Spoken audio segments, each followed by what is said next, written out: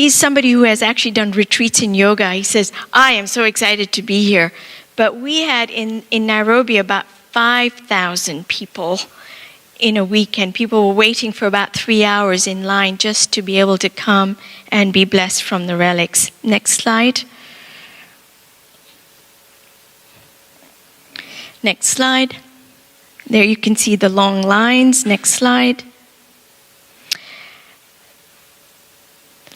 After the relic tour of Los Angeles, something very interesting happened. We received a phone call about a week after the relic tour had finished from this man's wife.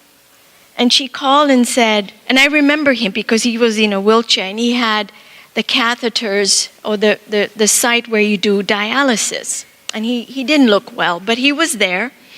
And he was there for much of the day, actually. You know, I kept saying, are you okay? Do you need help? Do you need to lie down? He says, no, I'm so happy to be here. Well, a week later, his renal function, which was at end stage, just healed. I called this nephrologist and I said, Dr. Kabede, tell me, in your professional opinion, how likely is it that somebody's renal function, which is end stage and is on dialysis, would go back to normal? He says, well, in my professional opinion, this was a miracle. I didn't use that word, he did. And I said, well, thank you very much. But this was amazing, you know. People who came through the Los Angeles tour, I could see it. Mental healing, emotional healing, back pain disappearing, shoulders healing. I mean, it was all kinds of stories. So, next slide.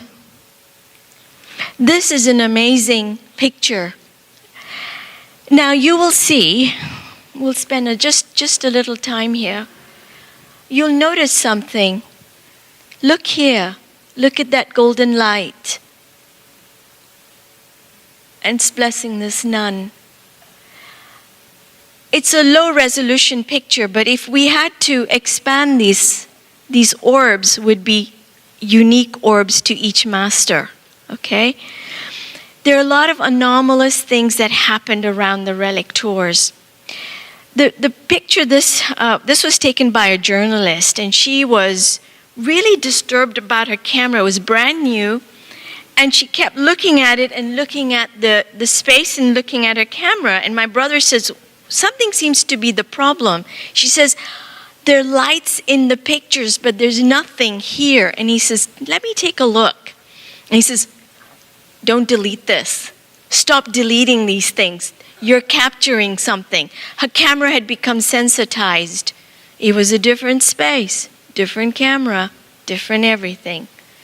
So this is a very amazing picture, and it calibrates it on the consciousness. It's like you're looking at God. Don't need a face and I told you, we have a bias with this human flesh and bones. So,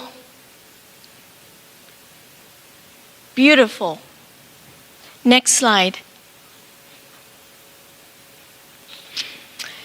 So, ordinary people, I'm no Olympic athlete in meditation, I can assure you. Getting these states that, you know, it took me a week, but I had to actually pray for it to be taken away. When you're a physician in a clinic and you can't understand language, it was blah, blah, blah, blah. It was like that. And I had to tell my patients, slow down, I can't understand you. I can't understand you. Just hold on. And they said something about you is different. And for them, it was very natural. Oh, yeah, this happened to me in church, or this happened to me in a prayer group. It was very interesting. Patients are very open. They got this. But the exceptional healings, is this the brain or is this something else? And I think we have to question. We have to question the role of the brain and our current way of investigating consciousness. The brain is very important. It's an impressive wiring system. Impressive. We can change things. We can, make it do things with psychedelics. But it is chemistry, my friends. And this is not where consciousness abides. Because the relics are very conscious things. Next slide. So we're talking about mind beyond the body.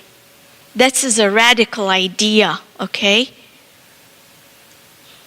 But I think once you begin to do that, now we are way forward. Beyond MRI machines and pretty pictures.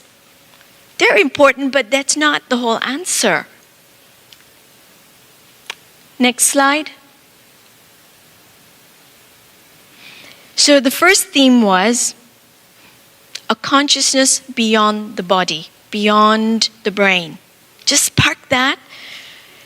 So the next question is, can formless things like loving kindness, how can you put that in an object? An object like a relic, or this pen, or this thing. How can you imprint that and it be stable for a long, can it even be done? I mean, that's consciousness. We're not locked into a brain, now we're asking a bigger question. Next slide.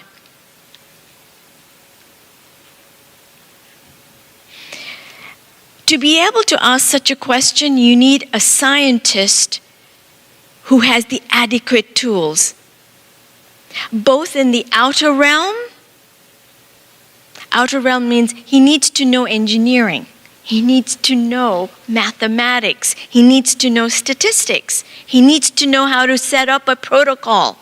And he needs to do all of this without large, proton colliders. We're not talking about quantum mechanics here.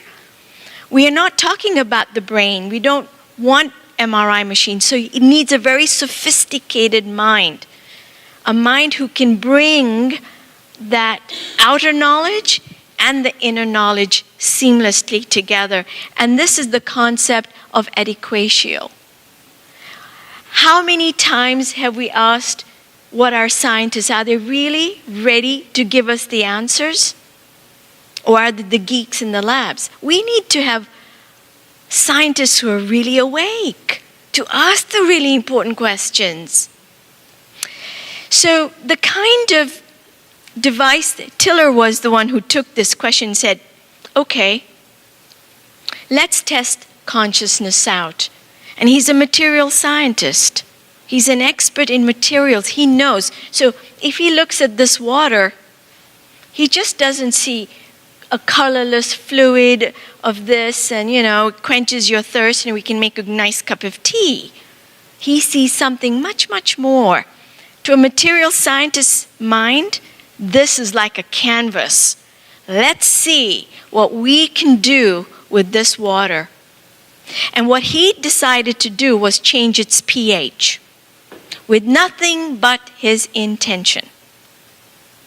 Now just think about it for a moment.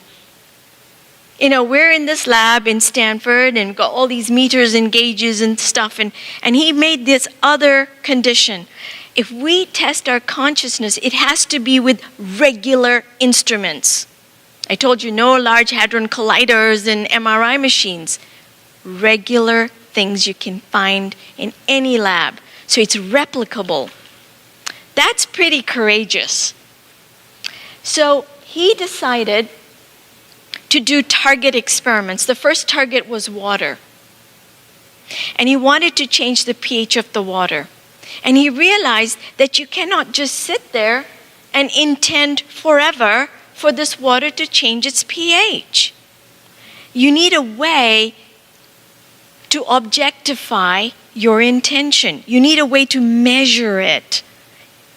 And so he decided to do a really crazy protocol.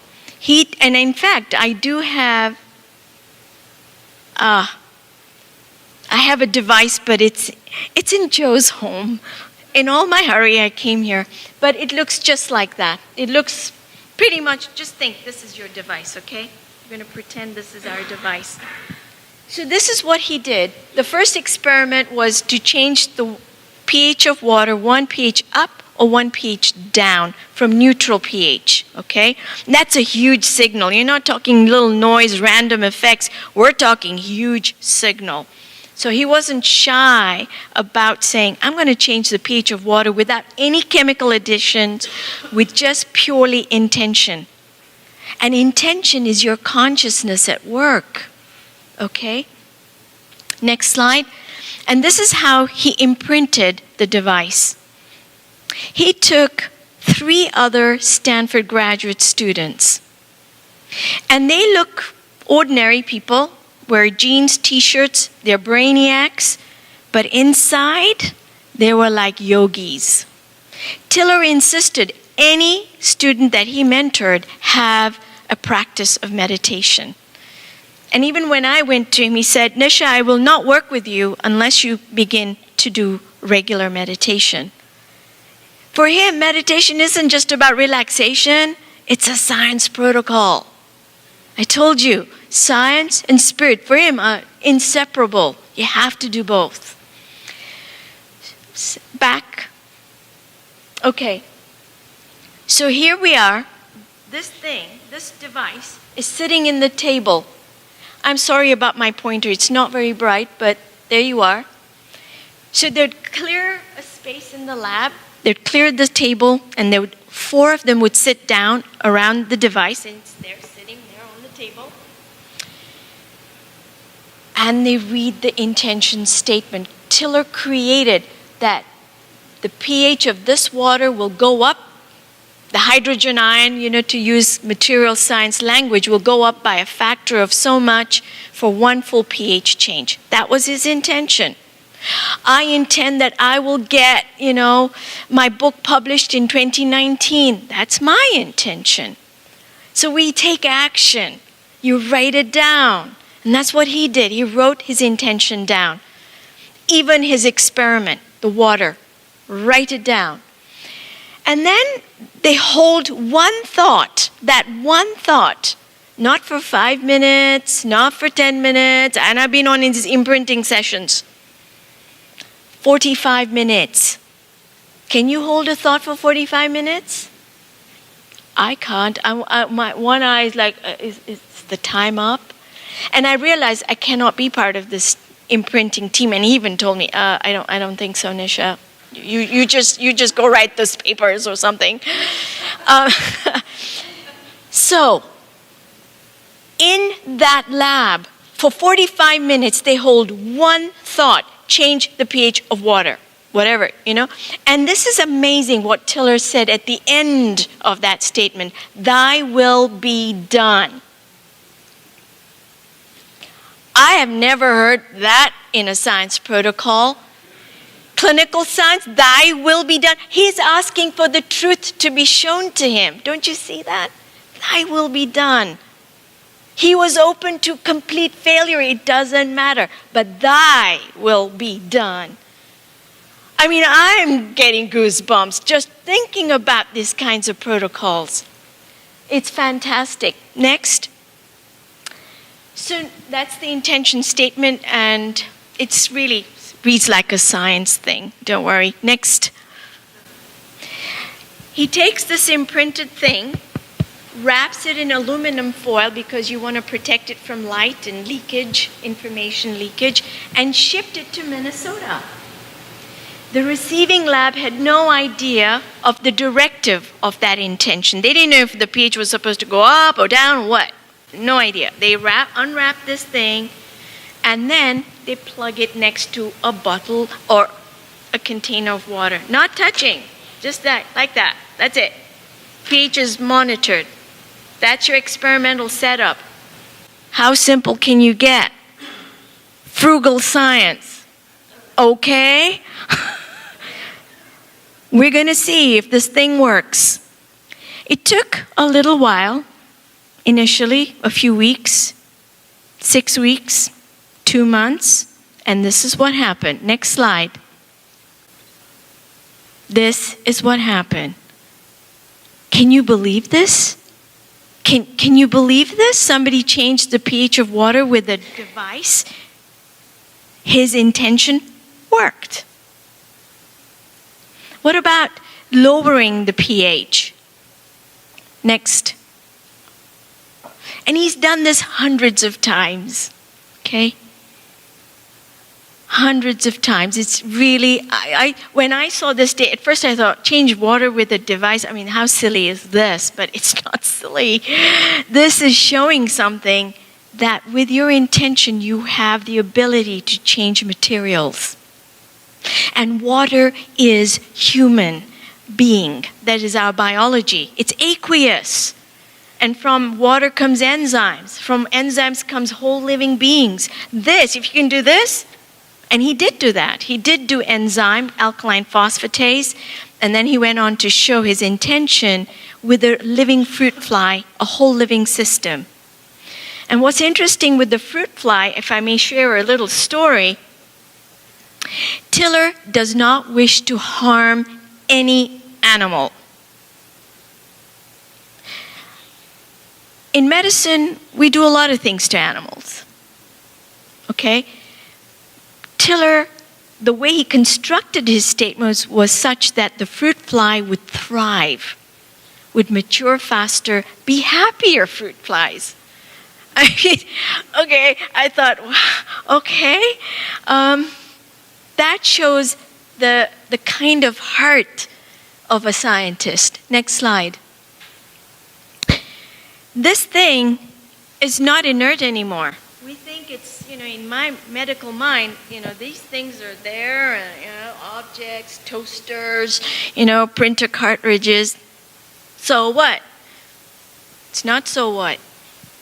In Tiller's labs and in his hands, these things are not inert. They're metastable. That's a thermodynamic term. It's excited beyond its ground state. And as the subtle energy leaks away, it returns to ground state where no change happens to the material. Okay? So I hope if there's one thing you can take away, objects can be metastable by our actions. They are excited by our intention. So it's not an inert piece of object at all. Next.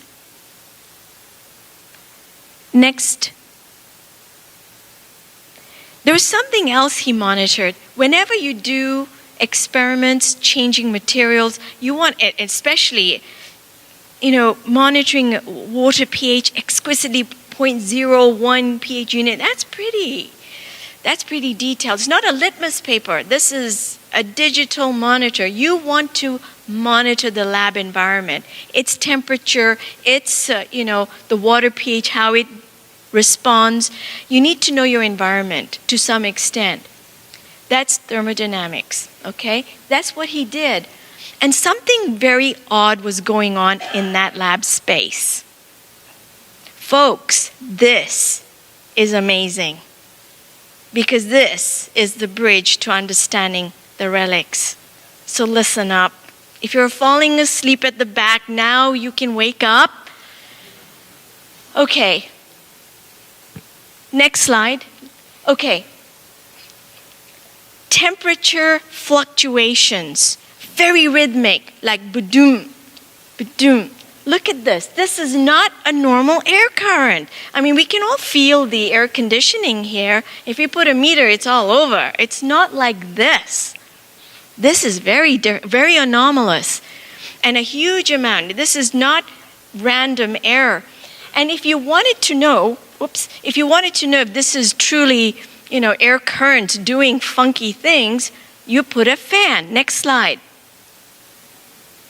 If it was air currents, you put a fan, what would happen?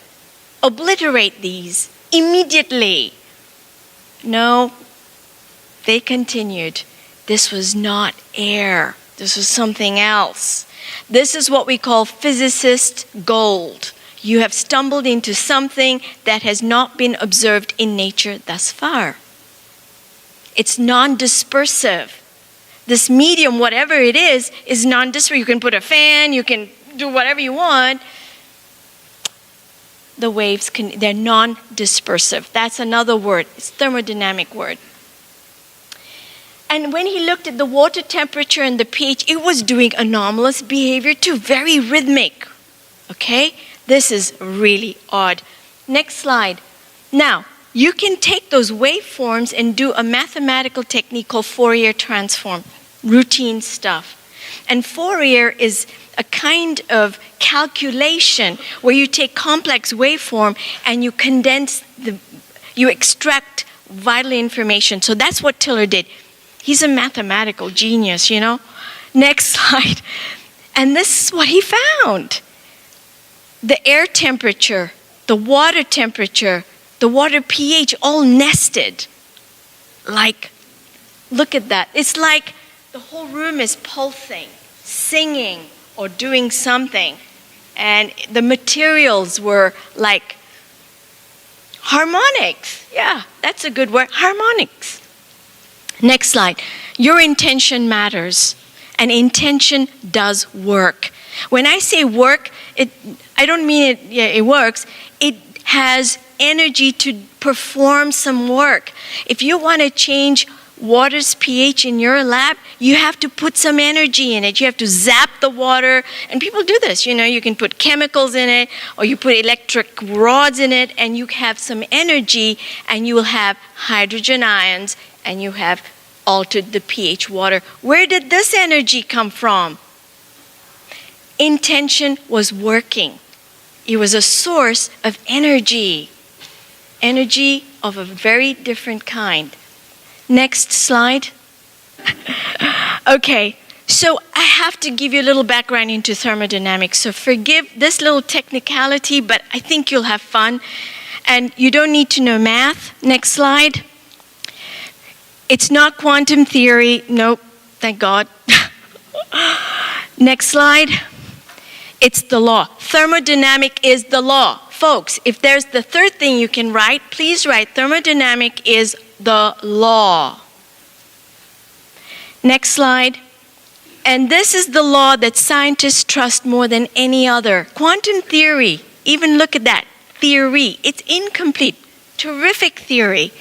Has really helped us usher in 21st century, but it is a theory. It's still being worked on. There's lots of holes in it.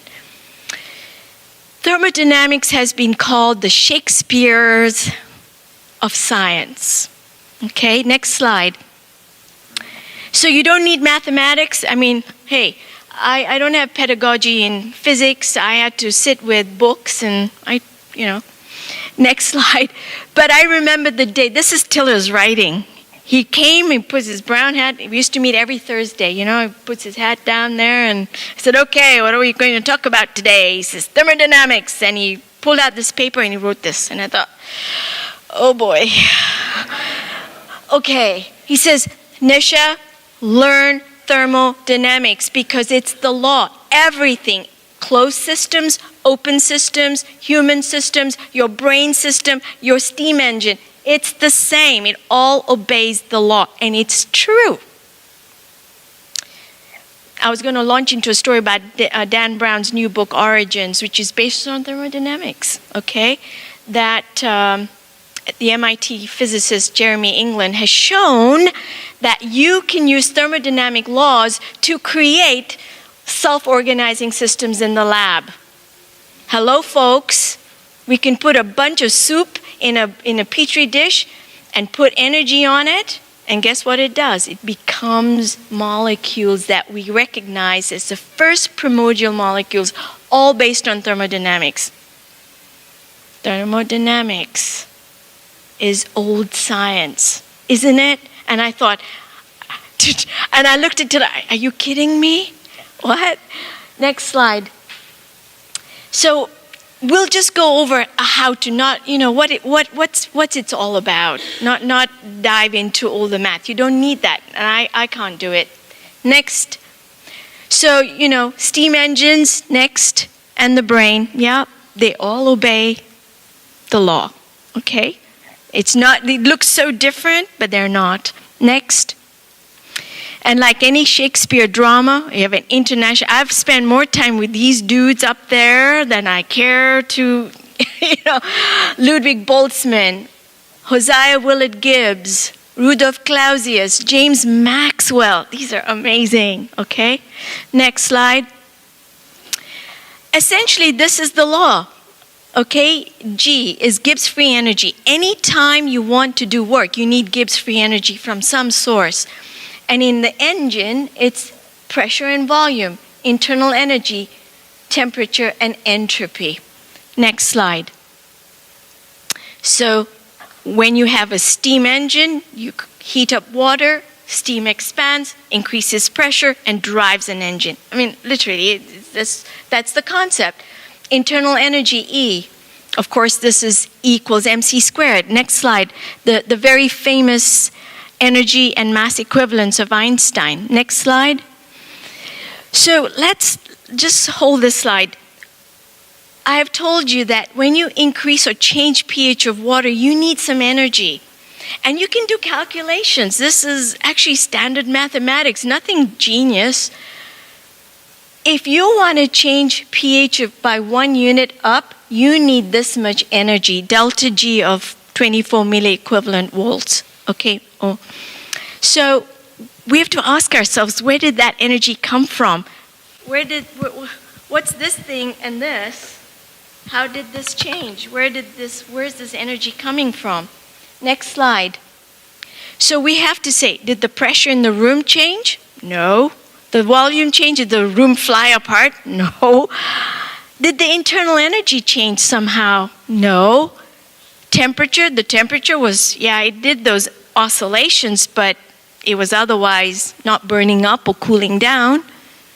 Where did this energy come from? And there could only be one place. Next slide. Entropy. Entropy. Next slide.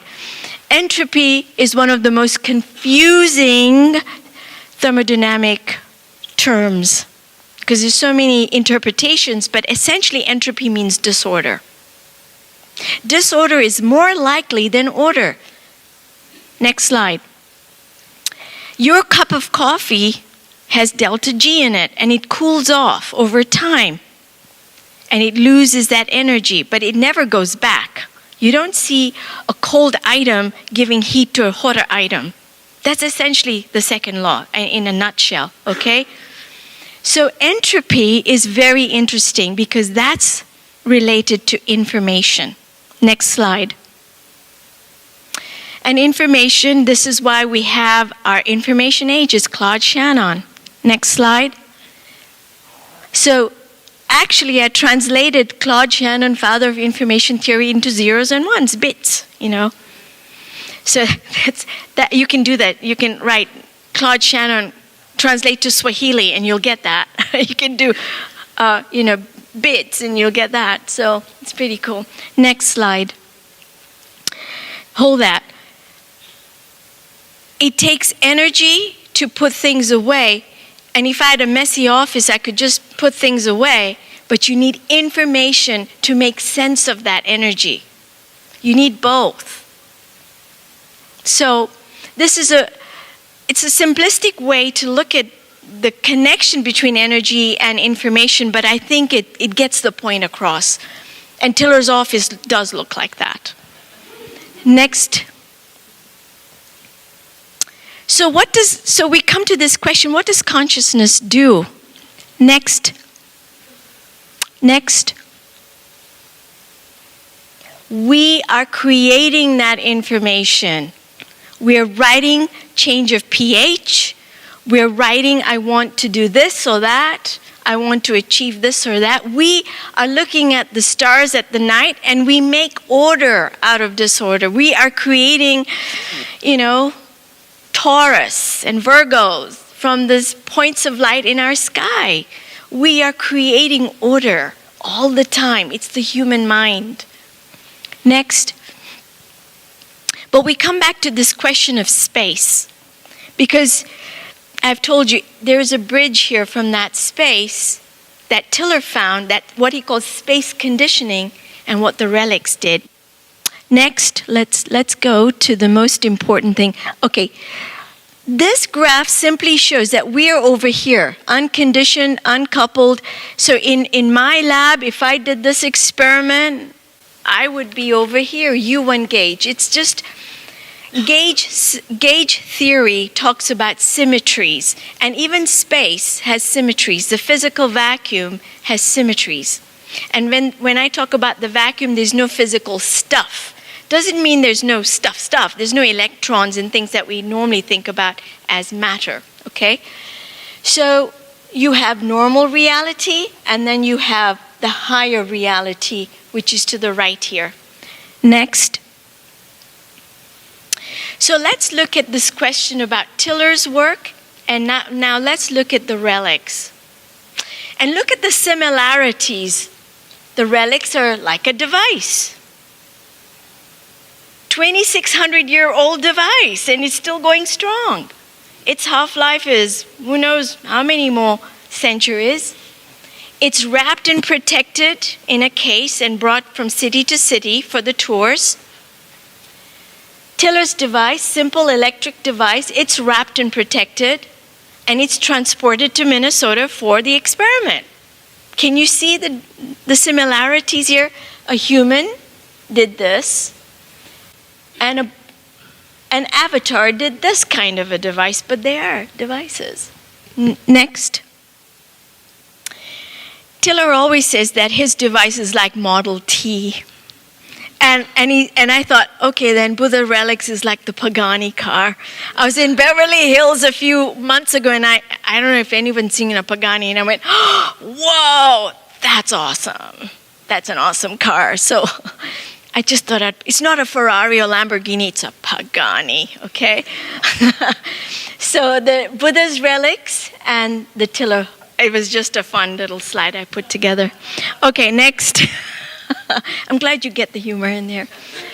So the question then is, do the Buddha's relics condition the space? Because I gave you a number of the delta G of just changing one pH unit of 24 milli-electron volts.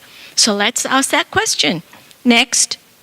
This is our living room in Los Angeles. And as the case came home that night, this is what it felt like within a few seconds. Next. It felt like this. Go back. Go back. This is where we have coffee and read newspapers. Wall Street Journal, to be exact. Next. And this is what it felt like. The light bulbs went, pew, our toaster busted. It was so incredible.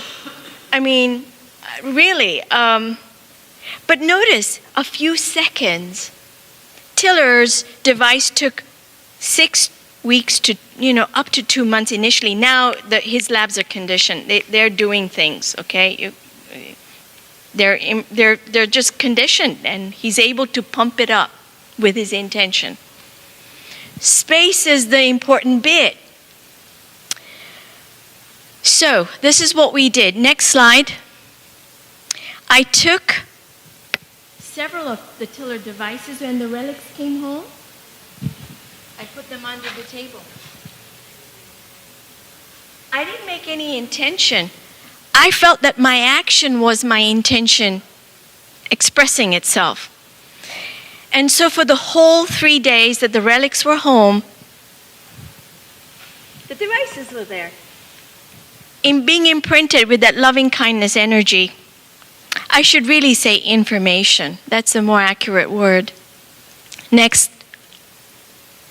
So I gave one of this relic imprinted device to Dr. Tiller, and I said, let's try. Because you're saying something happens to your space, and we can quantify that conditioning. And it seems to me that the relics have a very robust response. And so we did.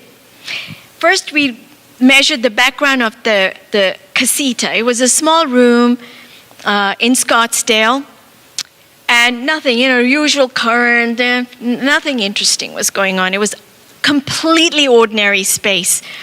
And then Tiller put the device and the water.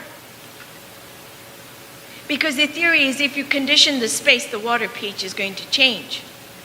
And so we were very excited, so excited. I thought, oh man, this is awesome experiment, No brain, tabletop, we're gonna get an amazing answer.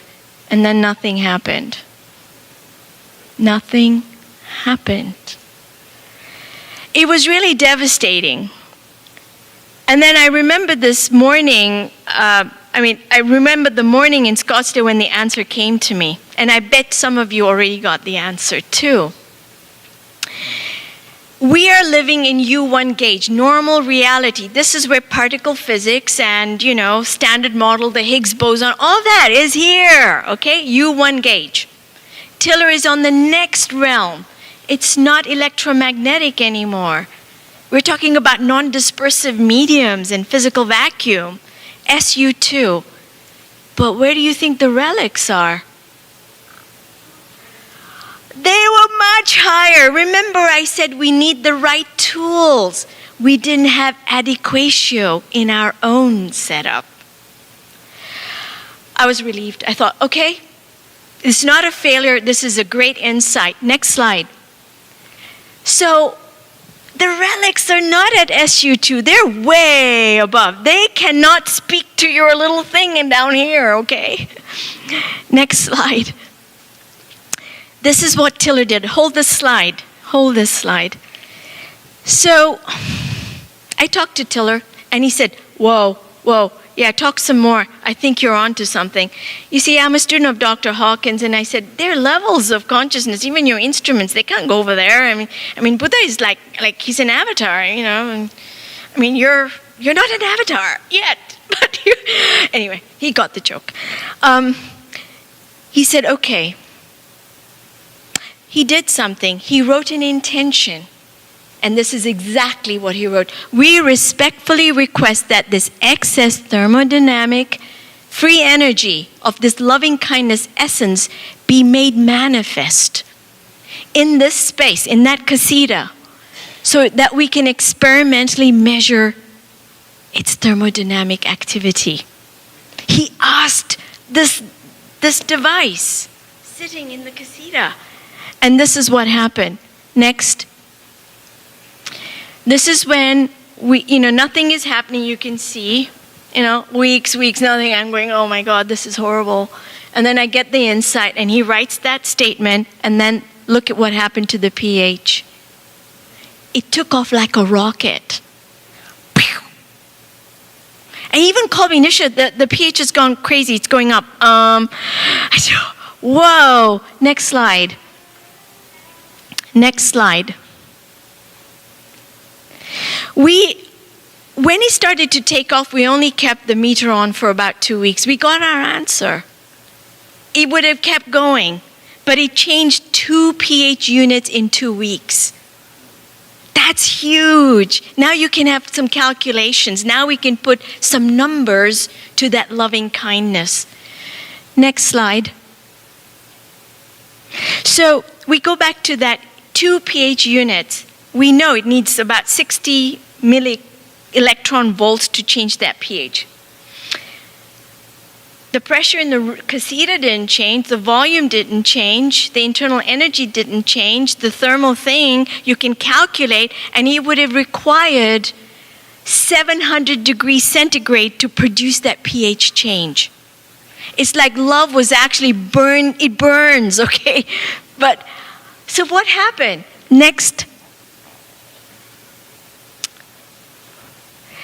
It wasn't thermal, it wasn't pressure, it wasn't volume, it wasn't the E term, it was entropic. Next slide. In thermal energy terms, the effect is very large, okay? And exceeds that achievable by a human imprinted IHD. The relics are very powerful. Very powerful. Next. And it's not an internal energy, it's entropic.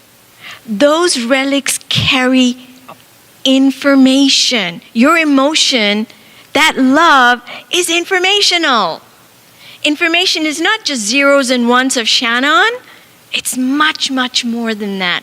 Information is very much a physical thing because you make it physical. Okay? Next. So this is what I call thermodynamics of love.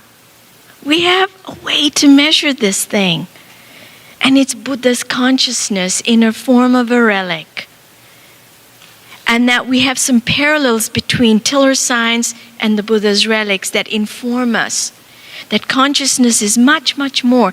But it also is lawful with the thermodynamic, that science. It wasn't quantum, it's none of that.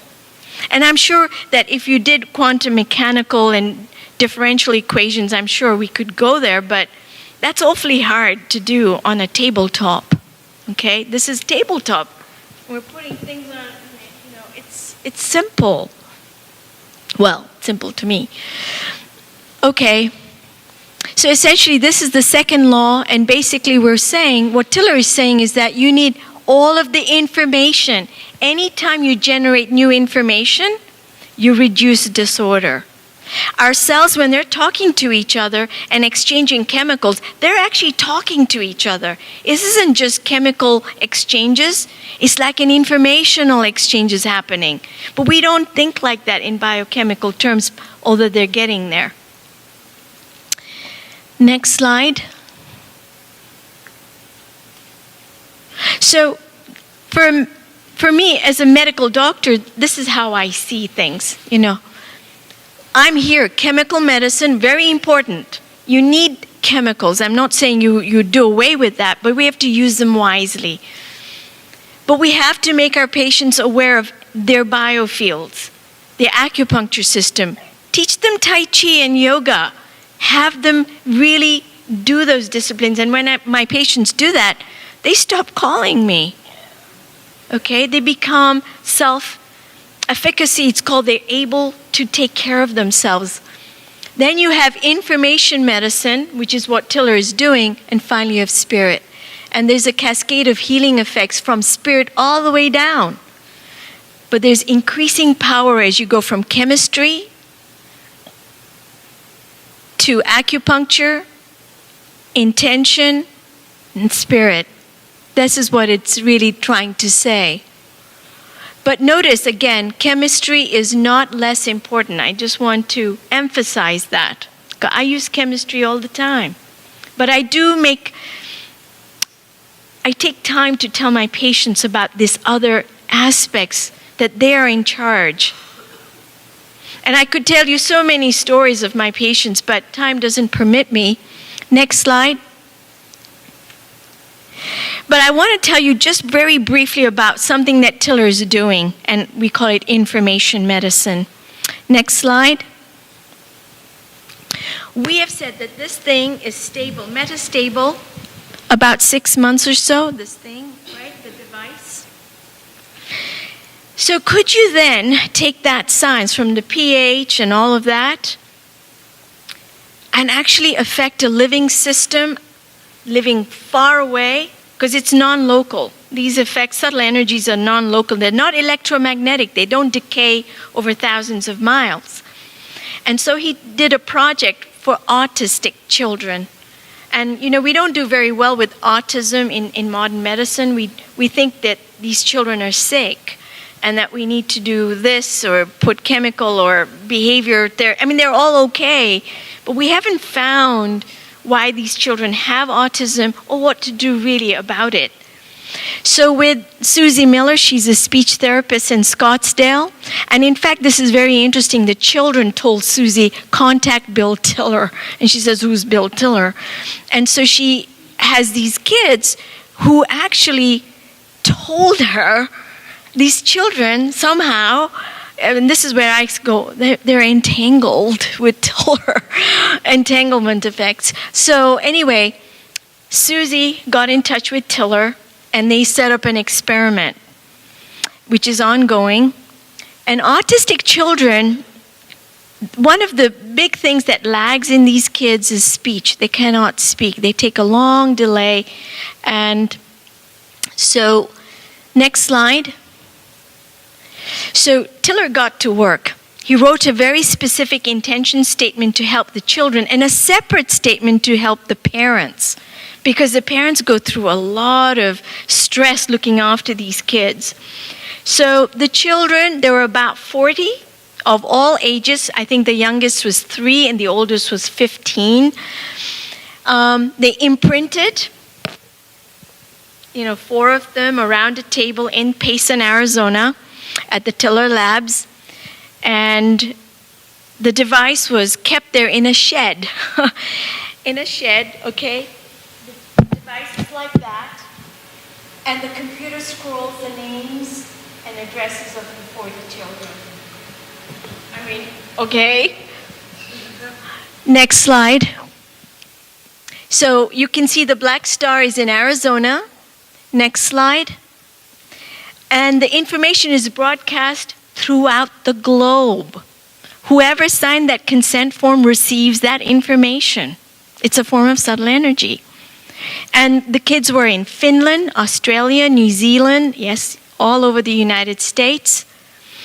Immediately the IHD was switched on and the computers scrolling in that shed, you know. The first parents to call Susie were from Australia, and they said, I don't know, our little girl does not hug anyone. She's very isolated. She sits on a rocking horse or whatever. This kid, they do repetitive behaviors. And that kid, for the first morning, said, Mama, I love you. And Tiller started to cry when he received the news. Mama started to speak, could hug, could sleep. You know, they don't sleep very well. So there's the whole thing of fatigue and confusion in these households. So we gathered data. They did the autism treatment checklist. It's an ATEC. It's a validated form next. So this thing really improved these kids. I mean, it was presented at a national meeting, or rather international meeting. But there's a problem, and I think you may have already gathered. There was no control. How can you do control in an experiment like this? Would you ethically do that? And besides, we know that these things, if you have subtle energy, human energy is not blocked by a plexiglass or a glass or Buddha's relics in Kushinagar in India, where they're being housed in a new Maitreya statue with the objective to radiate that love. Okay? Not to be kept in a case, but to really radiate. The mystics know this physics. They already know. It'll reach where it needs to reach. You cannot do controls. The controls are lost. And I haven't gone into that science of controls and scientific protocols, but the problem here that the reviewers of the paper saw was there's no control. And so it's not been published in a full-length article, which is a real pity, because I think when you have the first new innovative way to find something, it takes great courage for editors, for people like me to sit down and see, what is this physics behind this? Because it's physics, it's not just medicine. And we have to reach across the aisle to other scientific disciplines to really make headway, or we're going to be stuck in chemistry and genetics and immunotherapies and all of these wonderful things we're doing, but it is limited. And I think this, you know how much it costs? You know, an average cost for an autistic kid to have special schooling and all of the doctor visits is hundreds of thousands of dollars. Tiller broadcast to these 40 kids, and I think it was $25 for the year. What if you received your medicine this way 24/7 by a device, and we've done this for certain. Loneliness is another one, self-compassion project. I did this for one of my patients who had arthritis so badly, he gave up. And when I left the clinic, I gave him to one of my colleagues, one of the top in the world, a world's expert. And he called me and said, Nisha, I give you permission to do whatever you want with Mr. J.S. Mr. J.S. called me in Arizona, and I said, okay.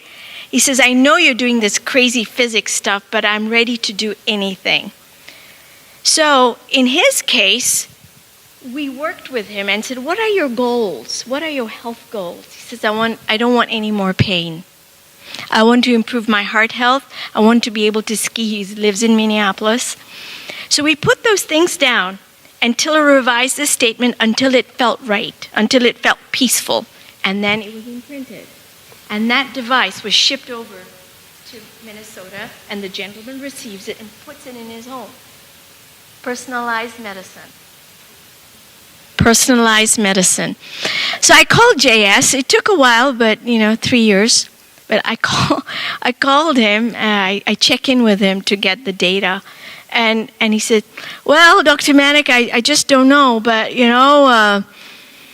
for no apparent reason, my pain's gone." I said, "What do you mean it's gone? Gone? He says, "Yeah, I'm back in the gym and my muscles have come back." And he couldn't write. He couldn't hold a pen. Okay, you couldn't do things. He's a lawyer. He's a smart guy. He says, "I just want to tell you that for no apparent reason," and he has not had the biologic treatment, which is what we give for arthritis. These are very high, engineered molecules to reduce arthritis activity. He hadn't had biologics for almost 2.5 years. I have never seen a remission like that. Never. I have been in rheumatology for 20 years or so.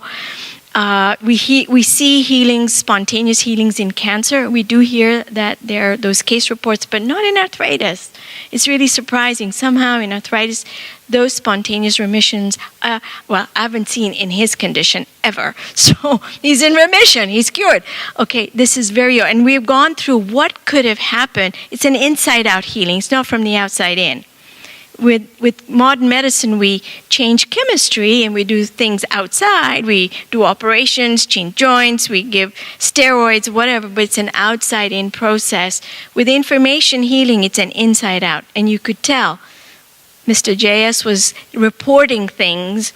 But one thing he didn't notice, I asked him many times, "What do you notice about the space in your home?" He says, "I don't know, it feels the same to me. I don't know if it was very subtle, but whatever." He is in remission after hundreds of thousands of dollars of medical care. He just said, "I'll do I'll do this." Crazy as it is, I just somehow feel moved to do it. So we had many phone calls with Tiller, and we narrowed down the intention statement. And this is where the patient and the healer, which is Tiller, collaborated. How many times do you hear that in medicine? Where the doctor says, "What are your goals? What do you want? What do you think the obstacles are?" And it was incredible. He's so joyful. He's just retired and he's now in his cabins and getting ready for winter, but for the first time can move. So this is awesome. This is what I'm calling information medicine. Okay, next slide. So this is just to say there's no decay. This is not electromagnetism, which decays over, there's a formula for that.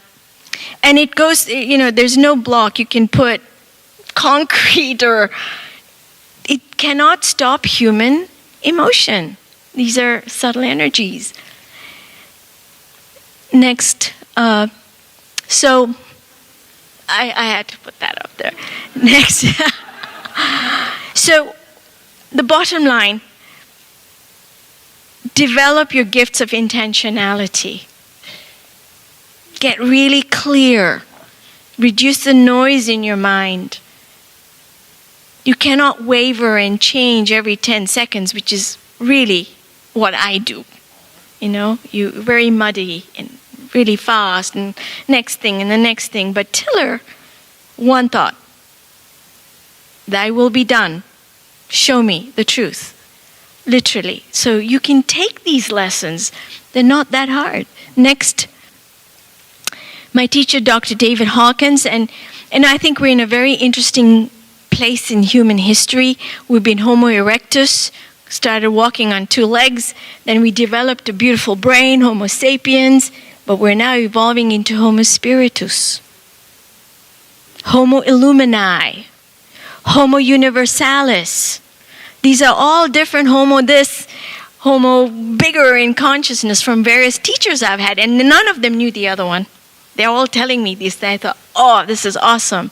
Homo illumini, Homo universalis in our lifetime, regardless what the media says. Okay? The underneath realities, we are waking up and fast. Next. So our consciousness is evolving. My teacher Vimala says a radical mutation. She means, her word mutation really signifies a change. We are in for a radical change in the quality of human consciousness. And you, because ions, is preparing the ground. You wouldn't be here if you weren't preparing the ground. Why would you spend 7 p.m. listening to some person talking about relics? But you're here.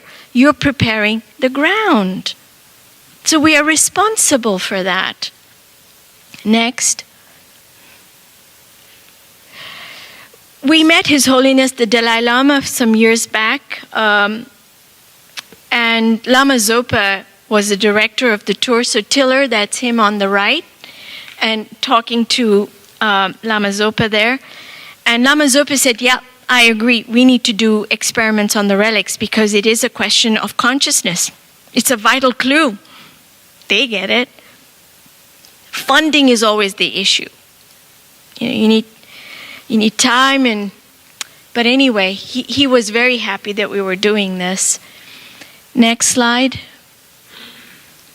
So it's in the Kurukula Buddhist Center in Boston. Next slide. Okay. I welcome your questions. Thank you for your attention. Thank you so much, really. Tashi Delay.